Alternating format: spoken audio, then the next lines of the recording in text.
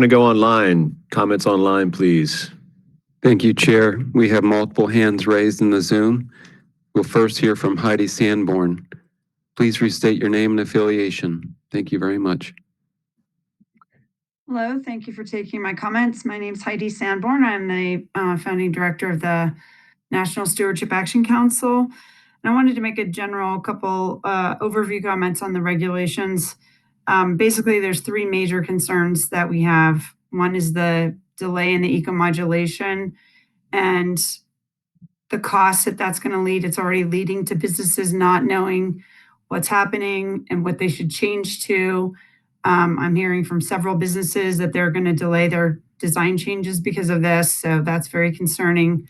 Also, I'm very concerned about that there's no language at all about the competition and an alternative pro, that Article 15 has been completely removed.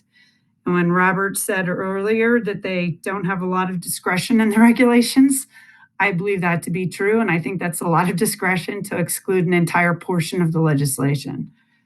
I do believe competition drives costs down, and we want to make sure that that is in the rules. But the big thing is the exclusions.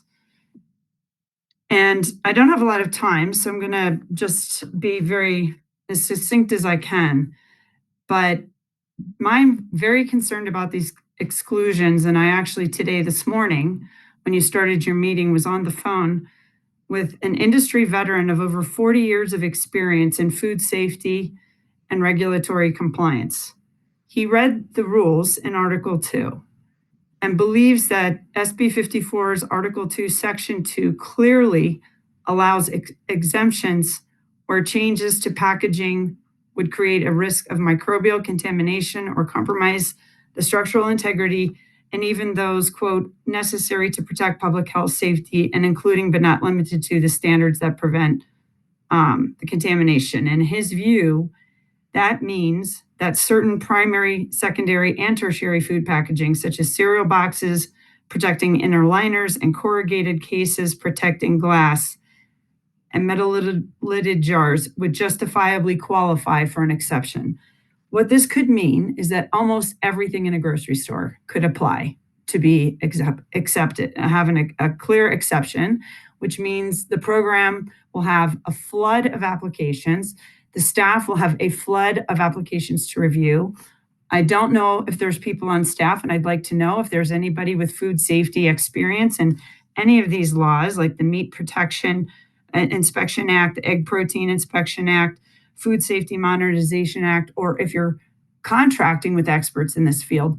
But I'm very concerned the regs are being written in a way that nobody knows the full implications, and the costs are not in the Sharia. That you're going to have to hire a bunch of experts to review all these thousands of applications you're going to get. And then that means that businesses that are left paying are going to want to sue because they will not get enough. They will be holding the bag and paying the bill for not just the program, but for the mitigation fund of $5 billion.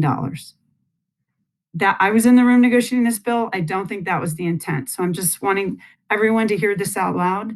I really believe CalRecycle needs to hire some experts and make sure they understand what they've just done with these regulation changes. With that, I thank you. Thank you very much, Heidi. I share many of those concerns about the current version of the regs. We can talk more about that.